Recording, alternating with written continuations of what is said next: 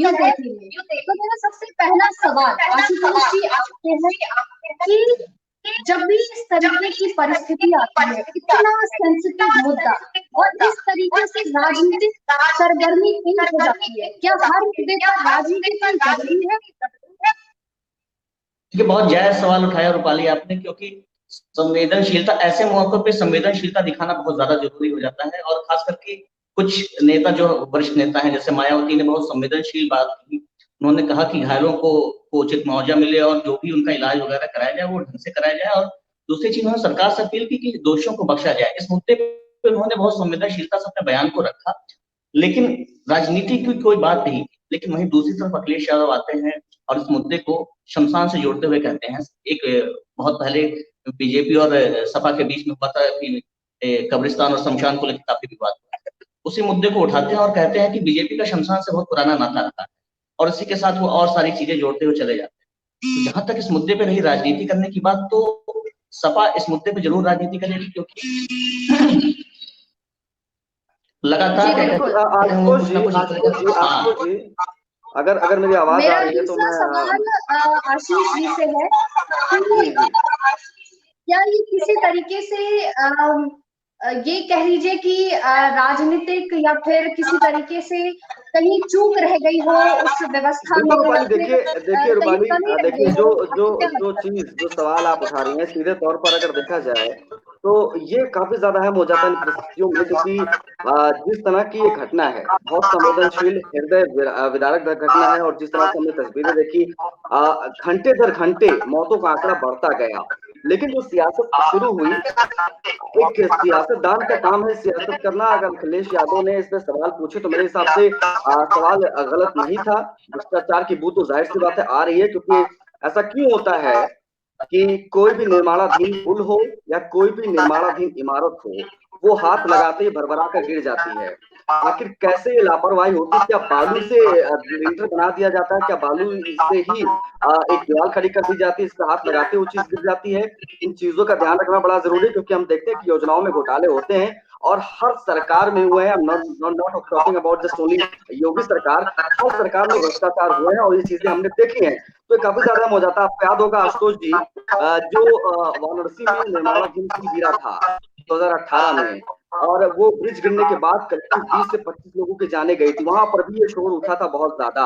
लेकिन सवाल यहाँ पर ये उठता है कि आखिर हम इन चीजों से कब सीखेंगे, कब सबक लेंगे? और जहां तक रही बात की सवाल उठते हैं भ्रष्टाचार के, जिस तरह से बातें कही जाती है, हाँ कुछ मौके ऐसे होते हैं क्योंकि कई सारी फैमिलीज हैं जिन्होंने अपने लोगों को खोया है, और जो चीजें हमने देखी वो वाकई काफी दर्दनाक, क्योंकि 25 लोगों की मौत कोई आम बात नहीं है। और जिस तरह से चीजें होती हैं वो भी अपने आप में बहुत ज्यादा दुखद हो जाता है कि आखिर कैसे ये चीजें होती हैं। उसके बाद इस पर सवाल जवाब शुरू होते हैं, जिस तरह से पॉलिटिक्स शुरू होती है।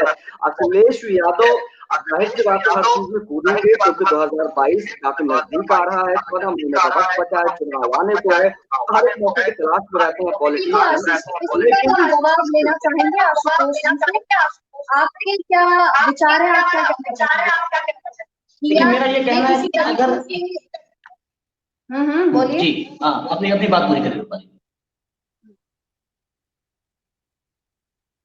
मैं ये कह रही थी कि ये क्या किसी तरीके का ड्रॉबैक है अखिलेश यादव जी के लिए, जिस तरीके से आशीष जी ने इस सवाल को उठाया? आपको क्या लगता है? नहीं, आशीष ने बहुत ही क्या कहते हैं प्रमुख मुद्दों को उठाया, लेकिन एक सवाल जो होना चाहिए अखिलेश यादव से कि अगर सरकार कार्रवाई ना करती तब वो सवाल उठाते, अगर सरकार दोषियों को ना बख्शती तब वो सवाल उठाते, अगर सरकार एफआईआर दर्ज करके गिरफ्तारी ना करती तब वो सवाल उठाते, अगर सरकार समय पे मुआवजे की घोषणा ना करती तब वो सवाल उठाते। ये सारी चीजें अगर हो रही हैं तो उसमें सवाल उठा आप किस बात पे सवाल उठा रहे हैं? इस जोड़ रहे हैं कि बीजेपी का शमशान से पुराना नाता है। भाई आप राजनीतिक दल है, दूसरा राजनीतिक दल है, आप उससे अपनी सियासत करिए, लेकिन आम जनता को जो जिनके हादसों में जिनके परिजन चले गए हैं उनकी भावनाओं को अपने साथ लेकर राजनीति पर चमकाने की कोशिश करिए। नहीं है ना कि अगर वो कहते कि 2 लाख से क्या होता है परिवार, कम से कम 50 लाख दीजिए, क्योंकि ये बनारस में हादसा हुआ था उसमें 50 लाख मुआवजे के तौर पर दिया था। तो आपको नहीं लगता कि ये बात कहीं वो सही कह रहे हैं?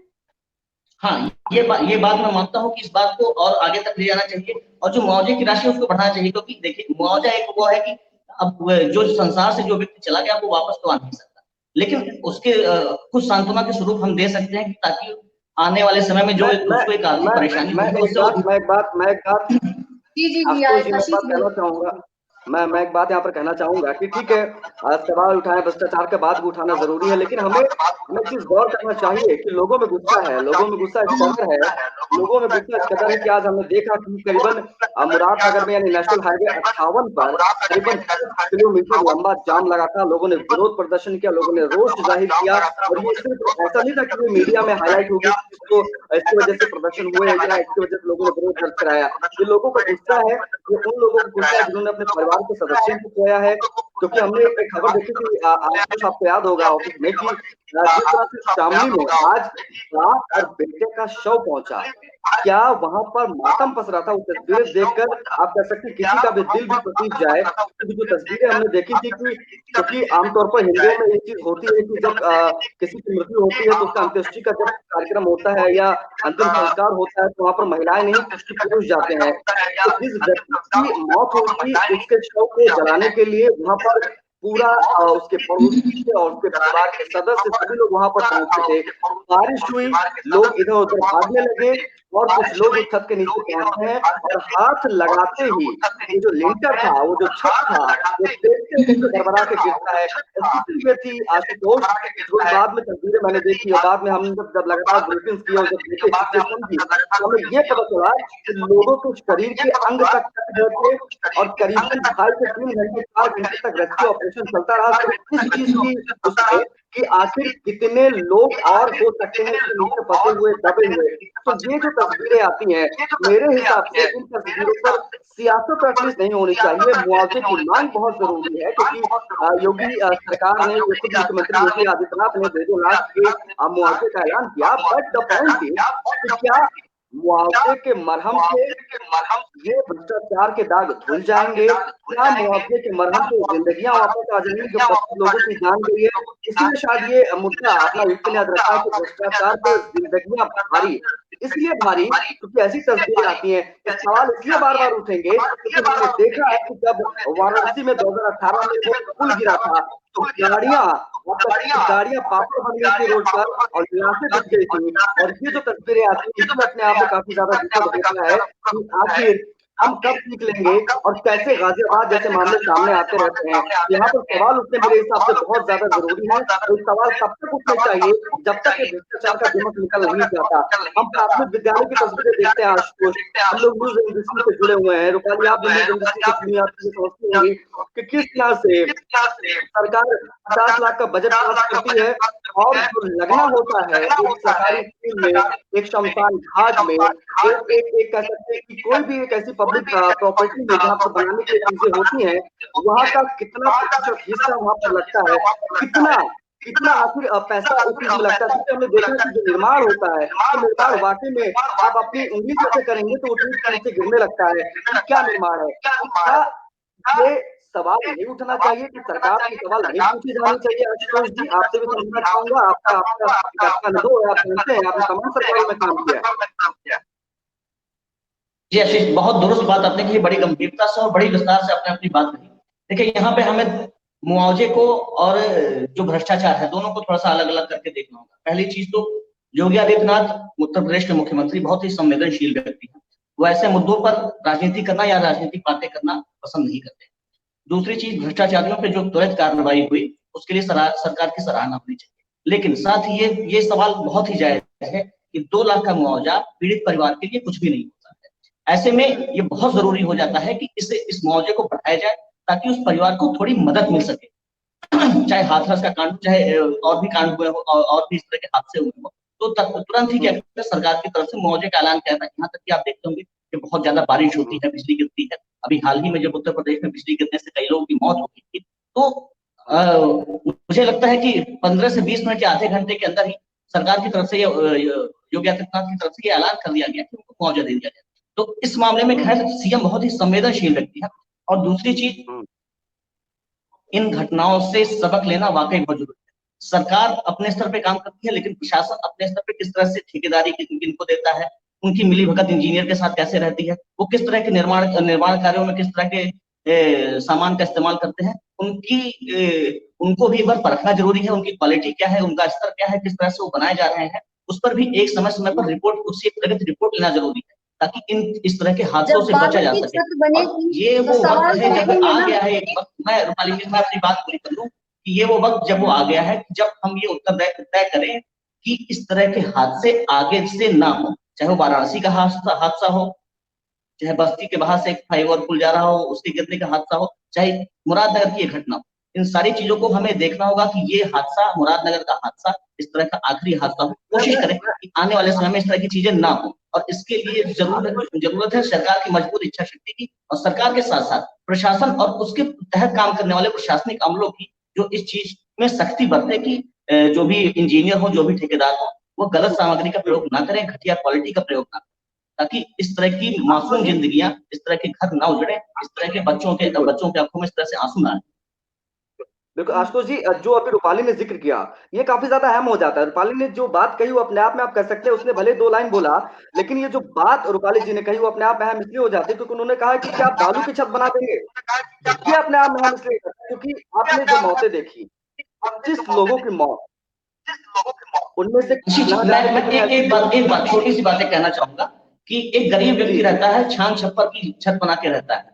जितनी बारिश हो रही है, इससे ज़्यादा बारिश उसकी छप्पर की छत झेल जाती है। ये तो फिर भी हाँ, मिट्टी, सीमेंट और सरिये से बनी हुई छत थी। इसको बिल्कुल, तो रुकना बिल्कुल। चाहिए था। यहाँ तो भ्रष्टाचार चीख-चीख के कह रहा है कि हाँ, यहाँ भ्रष्टाचार हुआ है, उस पे कार्रवाई होनी चाहिए, कड़ी से कड़ी सज़ा मिलनी चाहिए। और शायद इसीलिए भ्रष्टाचार पर ज़िंदगियाँ भारी ये मुद्दा उठा है अपना यूपी पे क्योंकि ये बहुत ज़्यादा अहम हो जाता है और ये अहम इसलिए हो जाता है क्योंकि अब आप कह सकते हैं कि रात गई बात गई। मामला भी बड़ा देखते हैं, चाहे जितनी मौतें हो जाए, ट्रेन हादसा हमने देखा, रेल हादसे होते हैं, किस तरह से जो है एक उड़ीसा से ट्रेन चली, एक जगह पटरी कटी हुई थी, वहाँ पर आके पलट गई और सैकड़ों लोग उसमें मर गए। तो ना जाने आप इतिहास के पन्नों को पलटेंगे, तो ऐसी तमाम आपको कहानियाँ मिलेंगी। लेकिन पॉइंट इज़ कि जब इस तरह के सवाल उठते हैं आशुतोष, रूपाली आप भी लगातार न्यूज़ सुने रहते हैं, फ़ॉलो करते हैं, चीज़ों को देखते हैं, समझते हैं, पढ़ते हैं। ये काफ़ी ज़्यादा अहम हो जाता है कि ये चीज़ें होती हैं, बड़े हादसे होते हैं, खतरनाक घटनाएँ होती हैं, लोगों की ज़िंदगियाँ जाती हैं, शव पूरी तरह से क्षत हालत में हमें मिलते हैं। लेकिन तत्काल प्रभाव से हम देखते हैं कि मुआवज़े का मरहम लगा दिया जाता है, दोषी लगातार व्यक्ति के हिसाब से दे दिया जाता है, उसके बाद में न्यूज़ में चीज़ गायब हो जाती है और सबकी स्मृति से घटनाएँ लोप हो जाती हैं, किसी को कोई मतलब नहीं रहता है और लोग अपनी-अपनी ज़िंदगी में व्यस्त हो जाते हैं। लेकिन जो ये घटना मुरादनगर की हुई है, मेरे हिसाब से काफ़ी ज़्यादा अहम इसलिए हो जाता है क्योंकि यहाँ पर सिर्फ 2 लाख के मुआवजे से पहली चीज़ तो काम नहीं चलेगा क्योंकि ना जाने कितने नहीं, लोगों की जानें ऐसी थी जिनके ऊपर पूरी फैमिली डिपेंडेंट थी। बहुत ज़्यादा अहम हो जाता है क्योंकि हमने जो शामली की घटना देखी उसमें एक व्यक्ति फँसा था जिसकी अभी 2 महीने पहले शादी हुई थी, वो भी उसके अंतिम संस्कार में जो हुआ था उसकी मौत हो गई। बाप और बेटे का शव एक साथ पहुँचा है यानी शमशान घाट शमशान बन गया, ये अपने आप अहम हो जाता है। सवाल उठेंगे, सवाल बार-बार उठेंगे लेकिन जिस सवाल पूछा जाएगा तो आपने 2 लाख का ऐलान कर दिया, उसके बाद क्या आपकी ज़िम्मेदारी खत्म हो गई?